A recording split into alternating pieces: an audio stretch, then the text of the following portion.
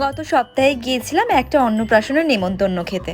এখন রেডি হচ্ছি, যাব আমরা 3 জন, বিট্টু, মামনি আর আমি। যাব খাদিনা মোড়, অভিনন্দন লজ। 10 মিনিটের রাস্তা। 6 বছর আগে বানানো একটা ব্লাউজ যখন গায়ে খুব ফিটিং হয় তখন কি আনন্দ যে হয়। পৌঁছে গেছি অভিনন্দন লজ। আমার ভাসুরের বন্ধুর মেয়ের অন্নপ্রাশন। ইনি হচ্ছেন মেয়ের ঠাম্মা। আমি ওখানে তোমাকে দেখেছিলাম জানো, তারপর ভাবলাম যে আমি গিফটটা তোমার নাই মা, ছেলের হাতে দিলাম। ছেলের হাতে তো? হ্যাঁ, আজ দিদি আর কথা বলো। সবাই তো সমান নয় না। না রে মা, একদম এই আচ্ছা আরেকটা ও আমার বৌমা হ্যাঁ দেখেছি। এই তো সুপর্ণা, এসো সুপর্ণা। হ্যাঁ,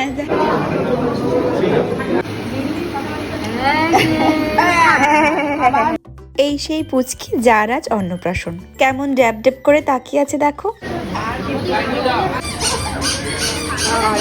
ওখানে কিছুক্ষণ সময় কাটিয়ে আমরা গেলাম খেতে।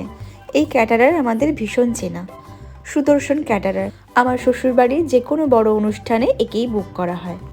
এদের হাতে যেন জাদু আছে। এই যে ভেটকি পাতুরি দেখছো, বিশ্বাস করো আমি 3খানা খেয়েছি।